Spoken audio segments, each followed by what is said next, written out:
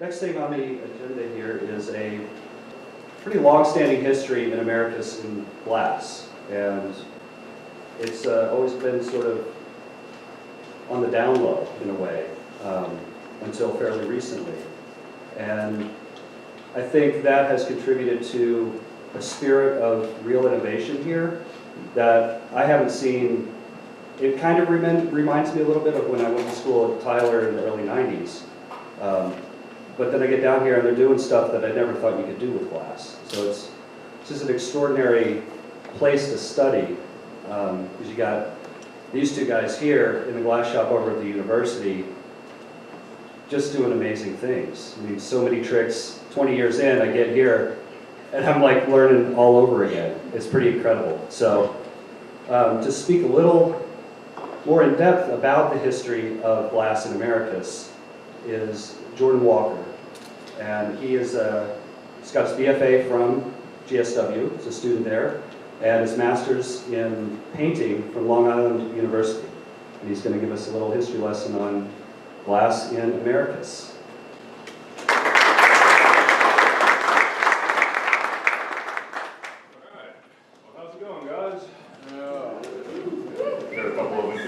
Grunts out there. Glad to see so many people coming out to talk about glass today. Of course, it is very difficult to say no to an event called Circling the Dragons.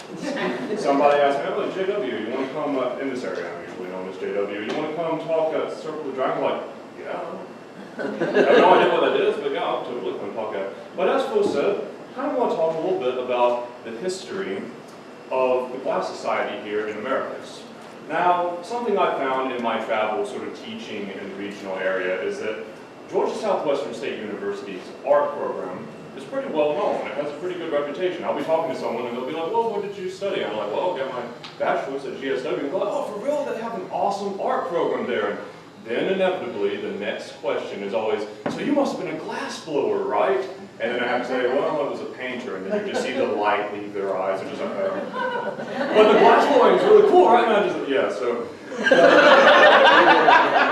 So I came up with a whole bunch of friends who were constantly working in the glass blowing studio. I had my time in glass blowing, and it is very easy to see the appeal. Of course, you know, to the normal person, painting is something that, okay, we understand painting, we're putting stuff on a canvas, we understand sculpture, but then you get to glass blowing, and it's like sorcery, it's like voodoo. You're seeing people who are like in this intense choreographed sequence of motions, and you're working with this material that's basically liquid fire. I've told people before, you know, okay, well, glass blowing, if you've never seen it, it's almost like sculpting with light. That's probably the closest analog to it. So today we're going to talk a little bit about the history of just what went on getting us to this place that we are today, what started the glass program at GSW and how it's developed over the years. So, by way of a brief preamble, I will try to be succinct with this, just to give us a little bit of context. So, glass blowing at Georgia Southwestern, of course, is descending from a long tradition of studio glasswork, which is taking its roots in the studio craft movement, particularly the studio glass movement, of the 20th century. So, to understand this, we of course have to understand that throughout history, there has been this long-standing divide, ranging all the way back to probably the 1500s, between what we consider fine arts versus what we consider craft. And there are certain materials that are inherently associated with each. So with the fine arts, we think of objects that are meant to be set on a pedestal, and we like look at it from a distance, and we think about it, and we look at it, and we appreciate it. And then craft objects are things that we use. We have like an intimate connection with. We hold it in our hand. It's like a goblet that we drink from, or maybe a basket that we weave. It's something we use in our daily lives. So of the craft materials, you have things like ceramics, textiles, and of course glass. And in addition to being considered traditionally a craft material, that's the one, a craft material, glass is generally thought of traditionally as something that is produced in a factory setting as opposed to created in a studio. So the studio craft movement is something that kind of turns that on its head a little bit. Instead of having a number of people who are working almost in an assembly line context, manufacturing the same careful, meticulous object that is, dare we say, devoid of expression, we're slowly changing to where art is seen as a material that has the has the potential for artistic qualities, for artistic expression. So what causes this change? Well, in the years following World War II, we have a bunch of veterans who are returning from the war. About 1944, FDR signs the GI Bill, which, among other provisions, offers to pay the tuition for college-level classes in the arts and sciences for these returning veterans. So these veterans end up being motivated by different experiences than they would have normally due to what they went through in the war. So they end up having a strong move towards things that are going to be expressive, working with ceramics, working with different materials like that, sort of creative endeavors. There's a real emphasis on handwork. So a lot of this handwork, as we said, is geared towards artistic expression. And since expression is inherently seen as something that comes from the realm of art, suddenly we have these craft materials that are being redirected towards that. There's a lot of experimentation. This trickles down eventually to the medium of glass. People become interested with glass and want to see what they can do with that. So in 1962, a fellow named Harvey Littleton, who has taken a real interest in trying to figure out glass as a medium and how to direct it, to channel it in an artistic way, he organizes the first studio glass workshops at the Toledo Museum of Art. Now, another fellow named Harvey Leafgreen, comes to one of these group meetings, and he's coming from a different circumstance altogether. Harvey Leafgreen is actually a factory worker. He's used to working in that factory setting, so he's bringing technique. And they meet him, and suddenly we have a wedding of technique and expression, and when you know it, boom, the studio glass movement takes off. So about the time we get to 1963, the University of Wisconsin has set up the first university-accredited glass course, and that neatly sets up the stage for where we are today. So moving down south, flash forward to 1969, a fellow named Carter McCaffrey is hired at Georgia Southwestern to teach 3D media, so he's working with sculpture, ceramics. And he's one of these fellows who has taken this sort of interest in glass, this renewed interest in what glass can do outside of the factory setting. He actually builds the first glass studio at Georgia Southwestern. Now originally, those of you who have been to Georgia Southwestern and have seen the glass studio, back in the day, it was not where it is today. We didn't have the art building that a lot of us are so familiar with. Once upon a time, the glass studio was actually over near the Wheatley Center, the Wheatley building. Carter McCaffrey actually builds the furnaces and a lot of the tools that go into that. And we're not yet at the phase where we've set it up as a class or a course that students can take. But it is there, and there's interest being generated. Furthermore, by as early as 1972, we have visiting artists coming in. So there was a glass workshop with artist Jerry Chappelle, who came and did a demonstration on glass blowing raku. And this was one of the first opportunities that students had to see actually someone coming in and using glass in this way with the facilities that were set up at Georgia Southwestern. This apparently made quite a stir because the next year we set up our very first college-level art class in glass blowing at Georgia Southwestern, taught by Carter McCaffrey. So it was described in the course catalog thusly. Forgive me if I read this at you guys, because it sounds very lofty. So, Art 225 glass blowing, described as three-dimensional aspects of glass as a transparent to semi-opaque, fluid, hot, expressive medium. Up on that pedestal. So we now have artists who are learning glass at Georgia Southwestern. So the seed has been planted.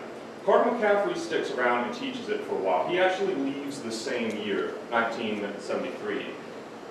Very briefly, a woman named Shigeko Walton comes in to teach 3D media, and she handles the glass studios, but she takes a job at a different university the next year, and the torch is passed to Fred Freeman. Yay. So Fred Freeman was a student of Carter McCaffrey. He actually helped build the original glass studio at GSW. So he's familiar with all the tools, he's familiar with all the workings.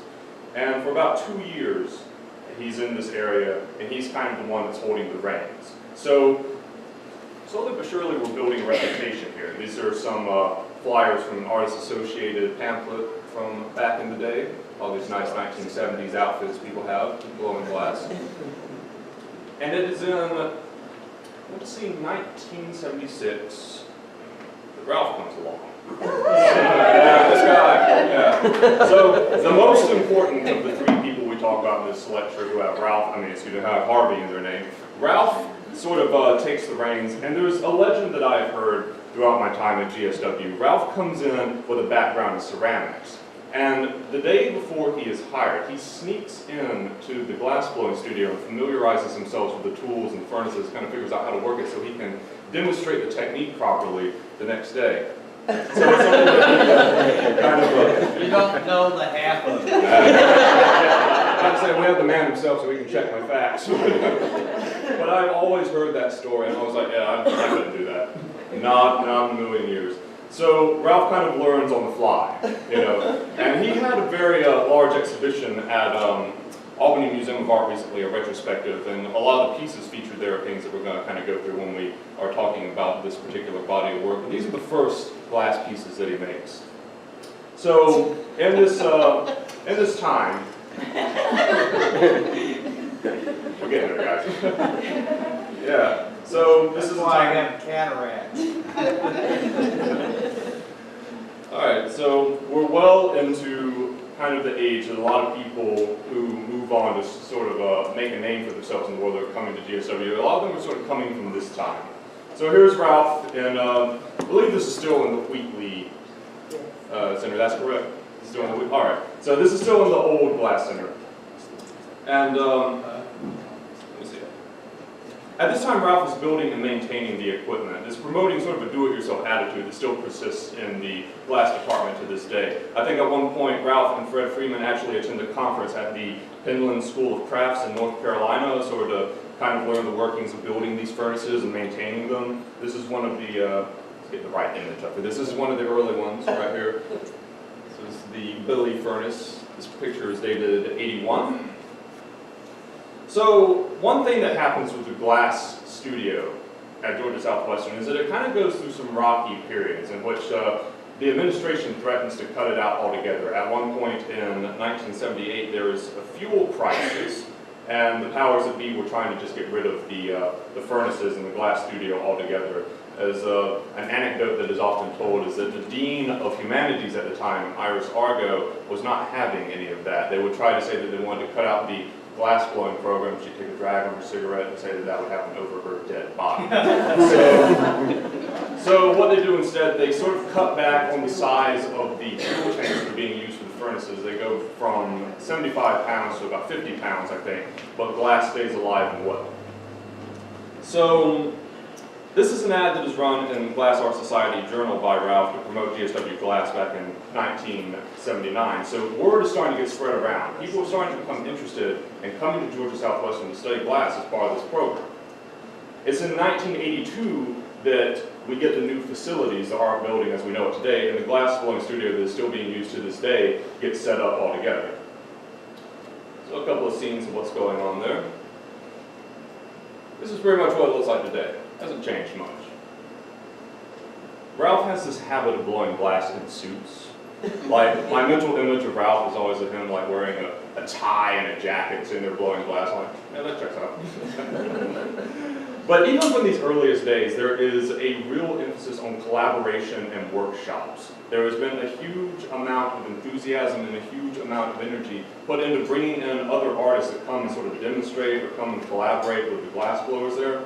An early example would be Rick Burns, who actually was a psychology professor at Georgia Southwestern. He learned glass blowing at GSW, and he collaborated with Ralph creating this piece that's sort of a kind of a humorous tongue-in-cheek sort of piece. It's sort of a celebration of their mutual love of fishing, if you will. So it has these pieces that are these hand-blown glass fish. See if we can get some images of that. Some lures. And these Miller bottles, kind of in this bucket. So this was another one that was featured at the Albany Museum of Art. So we're already seeing that there's a level of humor that always comes into Ralph's work when we're looking at his body of work. So that's Fishing with Ralph and Rick. Rick. Thank you, sir. Rick. Ralph and Rick. So then we get to Jerry Havanek. Havanek. You know, Keaton sat down and drilled me on the pronunciation of his name, and it's already left me. So Ralph collaborates with Havanek several times. One of their first collaborations is actually the circus piece, the Havanek Brothers and Harvey's Circus Americanus. Well, it's a little bit like this. So this piece is exhibited around. At one point it's shown in New York, and it eventually ends up in a hospital in the National Museum of Health, not the National Museum, the National Institute of Health, which is in Maryland. In the Pediatric Oncology Center. Right, and that's a children's center, is Yeah. that correct? Gotcha. Right, so unfortunately this is thrown out when the hospital is renovated, so that's a gross oversight on the people that did that. But there are actually images of this that are in the Corning Museum. Really? I believe so. You finally made. Ralph doesn't even know how famous he is. So here's an image of it at the National Institute of Health. So Ralph collaborates with Havanek again, and they create the Magic Flute series. So the Magic Flute installation, this is based off of the opera by Mozart, the Magic Flute, has these characters that are sort of based on these sketches or drawings that were made. Kind of ties into one of Ralph's teaching methodologies. You draw, you think, you make, and you repeat. So drawings usually end up not as something that is strictly reproduced as art, but as a glass piece, but rather something that sort of serves as the conceptual impetus, something that is the springboard. There is a looseness to this, a fluidity. There's always sort of a playful, humorous quality to this. Then of course there's, we can get our slideshow to work, Fritz Dreisbach. Yeah. So Fritz Dreisbach has a long-standing friendship with Ralph. He has given some 11 or 12 demonstrations at GSW. I believe the first of which was it 78? Something like that. Something like that, right. I believe he has been there since I graduated from GSW. I saw him in 2011. He was making his Fritz goblets, these sort of trick goblets in which you pour liquid into it, and then there are these like little spigots or faucets that it sort of pours out onto the person that's trying to drink from it. So he comes and gives demonstrations. This is Ralph and Fritz working together here. It's a more recent picture. I believe that's Fred Freeman in the background. Yeah. Yeah. And little Fred. So here we see some images of some of Ralph's solo work that he makes without collaboration. So this is the Bridge series. And when we look at a lot of Ralph's work, there's a real emphasis on the fluidity of the material and this idea of movement, the idea of the movement that goes into the actual act of creating them, that gets transferred into the object itself. Sort of, when you think of glass blowing, you think of this choreographed sequence of motion. It's almost like a dance, and there are people who are sort of working together, everything has to be orchestrated properly. All that comes together to form this solid object that still sort of evokes a liquid, in a way, a hot liquid. So, the computer's being a little sluggish, and bear with me, ladies and gentlemen. Everything a glass blower needs, this is trying to jump ahead of me. These are forms that are sort of evoking probably one of the most classic forms of glass blowing, the goblet, sort of tying that to its roots as a craft medium, but also tying in this mixed media. A lot of these are, the materials that are embedded in here are refractory fiber, cane, a number of materials that actually go into the glass blowing process that have now become encased in glass. So these are simultaneously a vessel and also a sculptural object. This is the War series. Sort of talking a little bit about history's perpetual cycle of conflict. It's coming from the tension of the Cold War. There's that same playful, funny quality that draws you in, and then it sort of smacks you in the face with the sort of horrific subject matter. So there's sort of a conceptual tension that goes on there, sort of drawing us in with sort of glass being an inherently beautiful material anyway, and then sort of the way in which it's being treated here. But then we're talking about something as brutal and violent as war. Close up of one of the figures.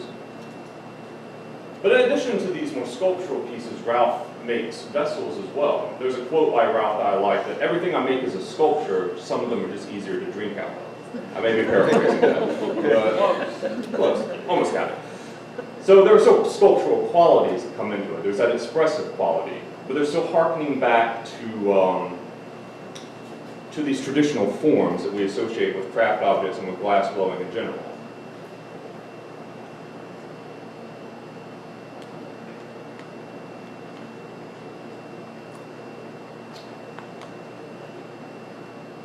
One second, guys, this computer wants to stick. Or it may be my slideshow. So this is the Breaker series, kind of going back to that sculptural methods again. The idea of glass potentially being a very heavy, very powerful material. These are actually abstracted portrait heads of people that Ralph knew. And the emphasis here is sort of on the weight of the material. The name breaker comes from the fact that they're pretty much heavy enough to break your back. So we'll have like this big 20-pound wad of molten glass on the end of a blowpipe that you're trying to work and trying to manipulate, and gravity still trying to pull it down and get away from you.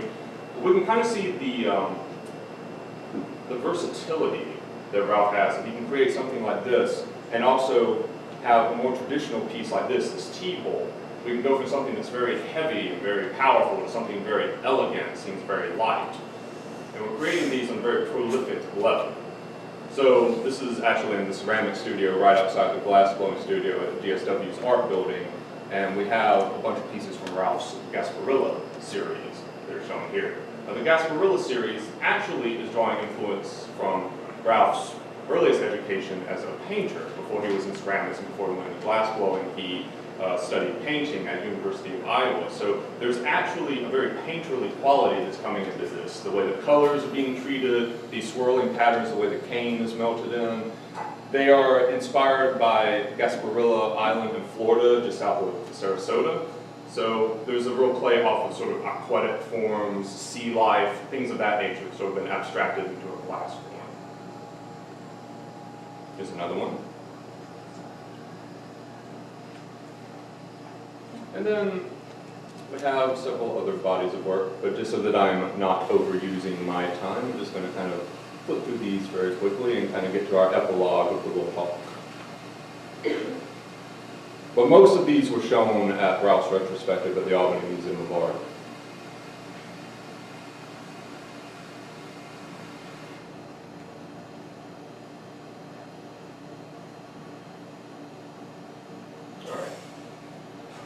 So by way of epilogue, by way of wrapping things up, if I can get the button to work, we'll do just that.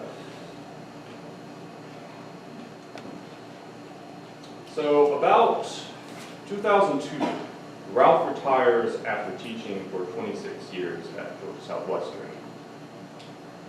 And in his stead, Chuck Wells is hired. We have a very nice picture of him who just flew by. This guy right here, Chuck. All right, so much like Ralph before him, Chuck kind of ends up learning glass on the fly. He has a background in sculpture, and he is hired because his knowledge of how to build and maintain the tools and equipment really gets on the edge. So he kind of maintains that tradition of sort of figuring glass out as it comes to it, and he picks it up really fast, and when you know it becomes a legend in his own right. So Ralph and Chuck's students end up sort of making waves throughout the world, just by way of example. This is Chris Fertner, pictured that white shirt right here. Right. He gets his BFA in glass blowing from Georgia Southwestern, goes on to get his MFA from Tulane in New Orleans. And he's pictured here with some of the GSW students. He's actually at a university in Africa helping to try to set up a glass studio at their school there. Our next picture, we have several generations of the team shown all together. It's Fred Freeman, Fritz, Ralph, and Chuck. A bunch of legends all together. And that brings us up to the modern age. So in this modern age, Chuck has sort of branched out, and in addition to teaching glass-blowing sculpture at Georgia Southwestern, he and Phil Vinson are working at the mobile glass studio building these furnaces that are getting shipped out nationally and internationally. They're getting shipped out all over the USA, and some have been sent to, I believe, China, to India, one to Turkey, I believe. So they're really making a name for themselves here, and that's actually what is setting us up to have this meeting and discussion today. So that actually concludes my talk. Thank you guys for having me, and looking forward to the rest of the session. Thanks so much.